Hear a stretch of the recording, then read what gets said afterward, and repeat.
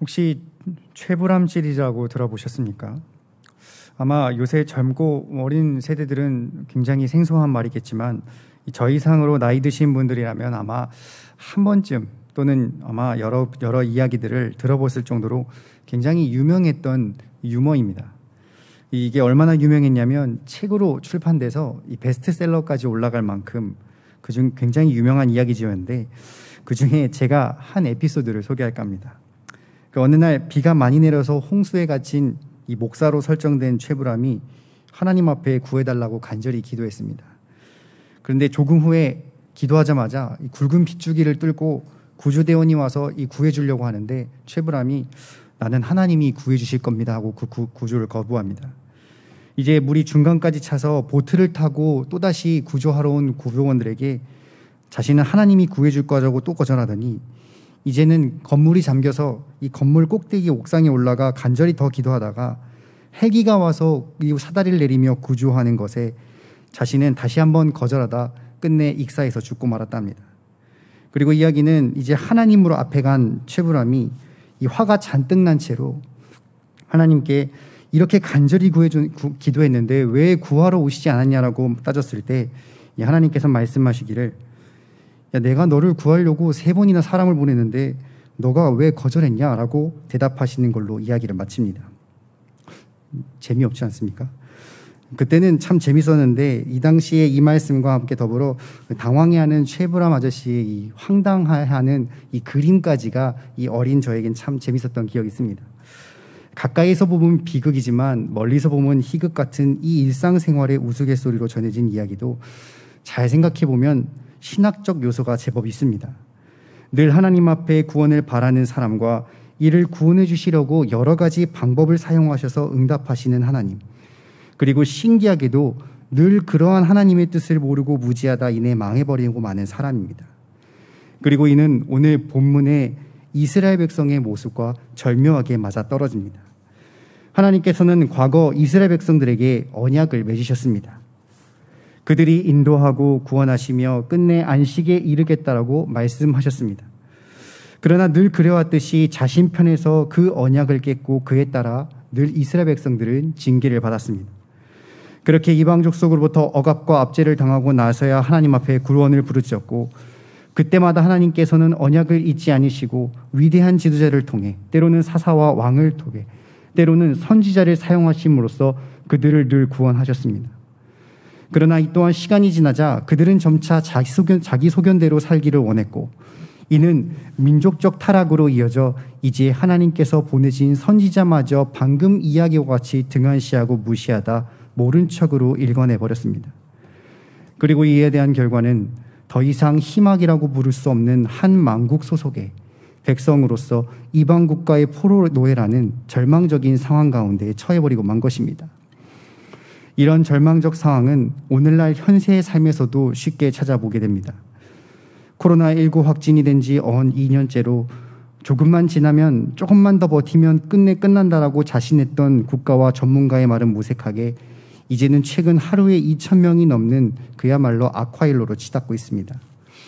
이제는 올해가 끝날 때 끝날까가 아니라 과연 내년에는 끝날까를 걱정해야 하는 시기에 각각 가정마다 상황은 다르겠지만 어떤 이에게는 하루하루가 막막하고 당장에 먹을 것을 걱정하며 살 길을 찾기가 어려운, 또한 한 주 한 주 성전에 나오지 못해 답답함을 넘어 심히 참담함을 느끼기까지 하는 절망하고 낙심되는 상황을 사는 것이 바로 지금 우리의 삶이기 때문입니다.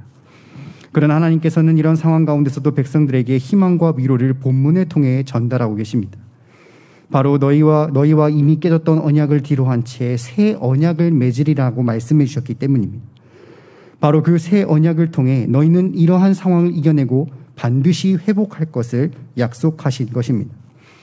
그렇다면 다시 우리와 맺으시겠다고 하신 이 새 언약은 무엇이기에 이런 절망적이고 낙심되는 상황에 우리가 이겨내고 더 나아가 헌신을 다짐할 수 있는 것입니까? 저와 여러분은 이 시간 본문의 말씀을 가지고 성도는 주신 새 언약을 통해 어떻게 재난 가운데서도 이겨내어 헌신할 수 있는지를 함께 상고해 보고자 합니다. 첫째로 성도는 주신 새 언약이 더 이상 사람의 업적에 얽매이는 행위 언약이 아니라 하나님께서 전적으로 베풀어 주시는 은혜 언약임을 깨닫고 겸손할 때 이 모든 재난 가운데 영적으로 이겨낼 수 있습니다. 31절부터 34절까지의 말씀을 함께 합독하겠습니다. 여호와의 말씀이니라. 보라, 날이 이르니 내가 이스라엘 집과 유다 집의 새 언약을 맺으리라. 이 언약은 내가 그들의 조상의 손을 잡고 애굽 땅에서 인도하여 내던 날에 맺은 것과 같지 아니할 것은 내가 그들의 남편이 되었어도 그들이 내 언약을 깨뜨렸습니다. 여호와의 말씀이니라. 그러나 그날 후에 내가 이스라엘 집과 맺은 언약은 이러하니 곧 내가 나의 법을 그들의 속에 두며 그들의 마음에 기록하여 나는 그들의 하나님이 되고 그들은 내 백성이 될 것이라. 여호와의 말씀이니라. 그들이 다시는 각기 이웃과 형제를 가르쳐 이르기를 너는 여호와를 알라 하지 아니하리니 이는 작은 자로부터 큰 자까지 다 나를 알기 때문이라. 내가 그들의 악행을 사하고 다시는 그 죄를 기억하지 아니하리라. 여호와의 말씀이니라.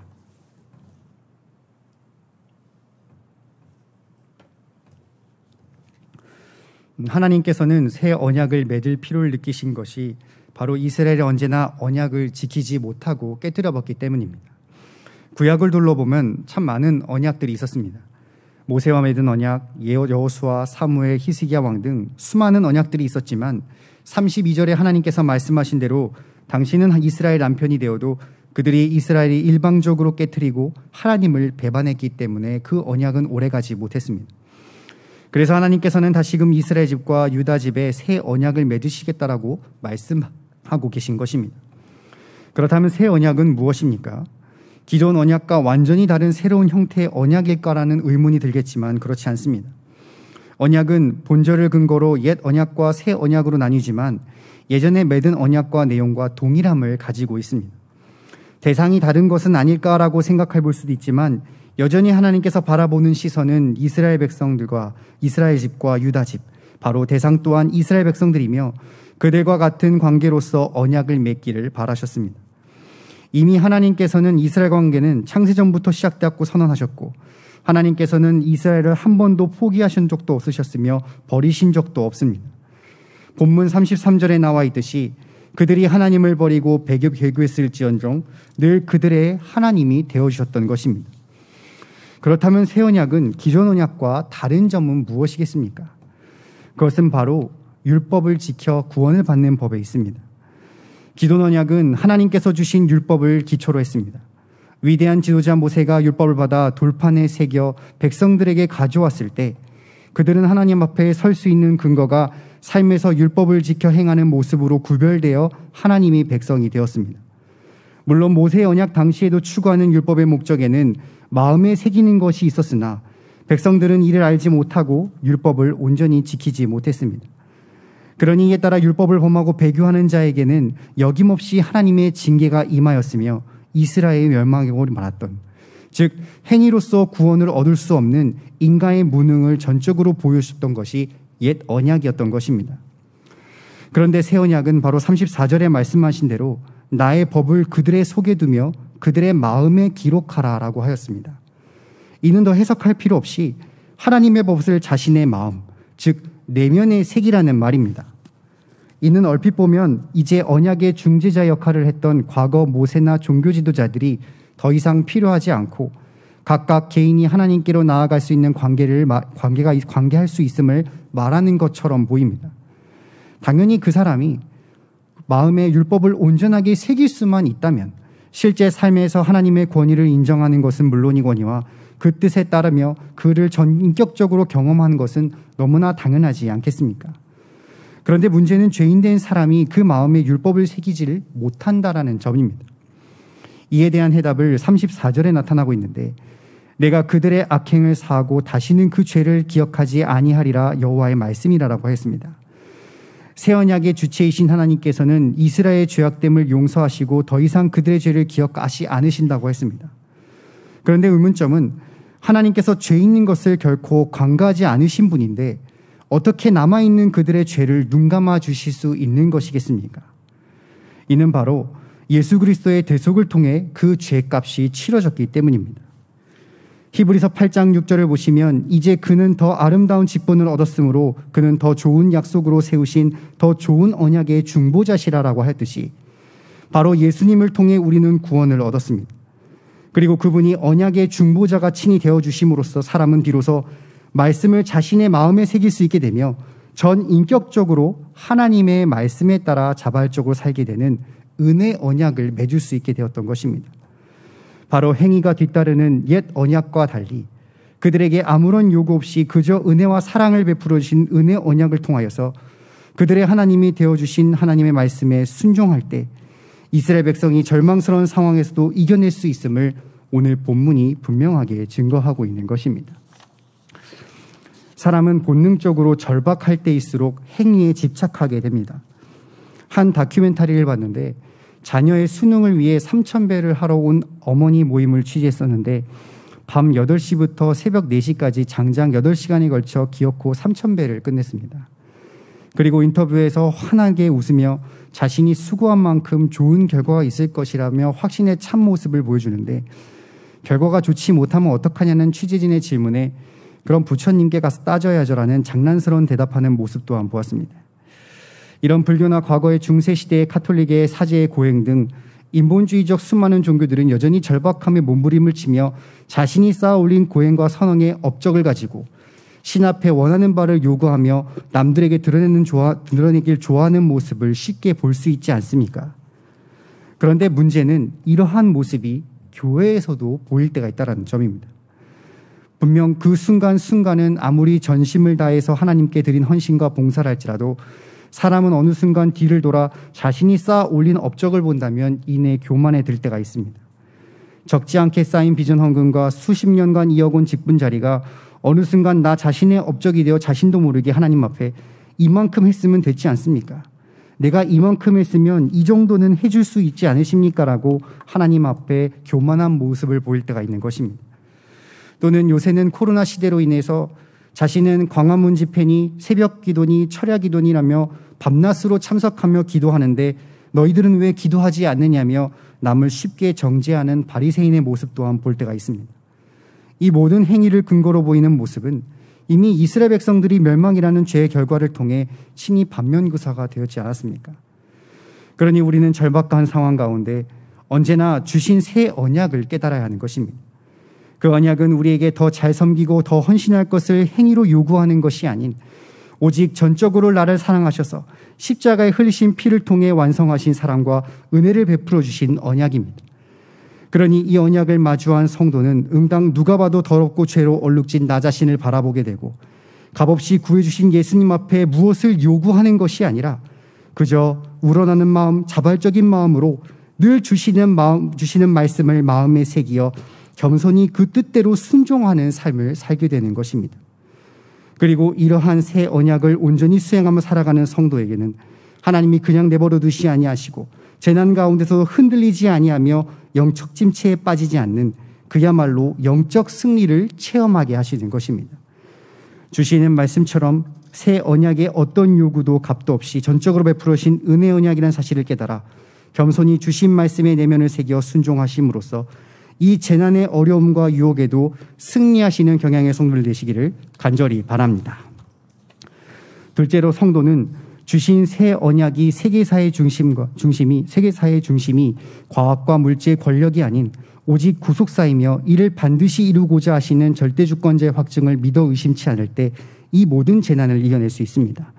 다 함께 35절부터 37절까지 말씀을 먼저 합독하겠습니다.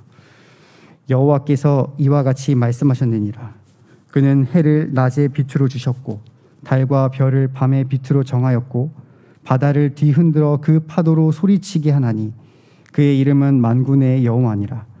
이 법도가 내 앞에서 패할진대 이스라엘 자손도 내 앞에서 끊어져 영원히 나라가 되지 못하리라. 여호와의 말씀이니라. 여호와께서 이와 같이 말씀하시니라. 위에 있는 하늘을 측량할 수 있으며 밑에 있는 땅을 기초를 탐지할 수 있다면 내가 이스라엘 자손이 행한 모든 일로 말미암아 그들을 다 버리리라. 여호와의 말씀이니라. 아멘. 35절은 하나님께서 이 우주를 창조하시고 우주의 모든 질서를 정하시며 주관하신 분임을 묘사할 뿐만 아니라 그의 이름이 만군의 여호와이신 것을 분명하게 밝히십니다. 이는 그분이 창조주이신 것과 세상 모든 것을 운영하시는 주권자이심을 분명하게 강조하고 있습니다. 그리고 35절은 이런 절대주권자이신 하나님께서 이스라엘 백성들과 언약을 맺었다는 사실과 더불어 그 나라가 영원한다는 점을 이 반어법적으로 표현하게 됩니다. 즉 주권자이신 하나님 앞에 그 누구도 창조의 법칙과 질서를 폐할 수 없듯이 이스라엘 나라와 언약은 영원할 것이다라는 것을 강조하고 있는 것입니다. 이와 마찬가지로 37절은 이스라엘 백성들에 향한 사랑을 또한 똑같이 반어법적으로 표현하고 있는데 바로 하늘에 측량하고 땅에 기초할 자가 없으므로 내가 결코 이스라엘을 버리는 일이 없을 것이라는 그야말로 하나님의 일방적이고 편파적인 사랑을 분명히 보여주십니다. 이는 어디까지나 이 세상의 질서를 주관하시며 가장 사랑하고 가장 관심이 있으며 결코 버리지 않는 대상이 바로 오직 그들의 백성인 이스라엘을 분명하게 선포하신 것입니다. 바로 하나님께서는 이토록 중시하시는 그들을 통해 세상을 진행하시고 분명하게 인도하실 것을 그 뜻을 분명히 알려주셨습니다. 그리고 하나님께서는 이 영원한 언약을 반드시 이루고 말겠다라고 다시 한번 보증하셨습니다. 38절부터 40절까지의 말씀을 함께 다시 합독하겠습니다. 보라, 날이 이르니 이 성은 하나님의 망대로부터 모퉁이 문에 이르기까지 여호와를 위하여 건축될 것이라 여호와의 말씀이니라. 측량줄이 곧게 가렘 언덕 밑에 이르고 고아를 돌아 시체와 제 모든 골짜기와 기드론의 시내에 이르는 모든 고지 곧 동쪽 마문의 모퉁이에 이르기까지 여호와의 거룩한 곳이니라. 영원히 다시는 뽑히거나 전복하지 못할 것이니라. 아멘. 38절부터 40까지의 설명은 바로 하나님께서 백성들을 위해 새 성과 성벽을 재건하실 것을 아주 구체적으로 말씀하십니다. 지명을 언급하시고 정확한 경계를 나누고 있지만 이 성에 대한 설명은 아주 간단하게 딱 두 가지로 나타나는데 바로 이곳은 거룩한 곳이며 그 성은 더 이상 뿌리가 뽑히거나 전복되지 않는 곳이라고 말씀하고 있습니다. 이는 분명한 이스라엘의 회복을 예고하십니다. 그런데 아시다시피 이 땅에서 영원한 성은 존재하지 못하지 않습니까? 이미 우리는 역사를 알듯이 이스라엘 백성들이 포로를 귀환하여 재건한 성전과 성벽은 이미 로마의 제국에서 파괴되고 말았습니다. 그들은 마치 하나님 앞에 회복을 이룬 것 같아 보였지만 결국 또다시 좌절하고 말았던 것입니다. 그렇다면 하나님께서 말씀하신 이 성은 무엇을 의미하는 것입니까? 이는 바로 새 언약과 함께 약속된 영원한 나라 천국을 의미합니다. 단순히 하나님께서는 그들에게 이 땅에서 회복을 말씀한 것이 아니라 궁극적인 회복, 천국의 입성을 약속하셨습니다. 그러니 이 세상 창조 질서만큼이나 사랑하시고 인도하시는 이스라엘 백성들을 이 영원한 언약을 통하여서 저 영원한 나라인 천국에 이르기까지 반드시 회복시켜 줄 것을 오늘 본문을 통해 분명하게 증거하고 있는 것입니다. 간혹 유튜브를 보다 보면 뭔가 유명한 사람이 나와 제가 확실하게 보장합니다라는 것들을 보게 됩니다. 주로 그런 것들은 뭐 돈 버는 법 또는 주식에 성공하는 법을 보게 됩니다. 그런데 재미있는 점은 그들이 성공했던 성공하지 않았던 간에 확실하게 보장된 법을 도대체 왜 사람들에게 알려주는지 모르겠다는 것입니다.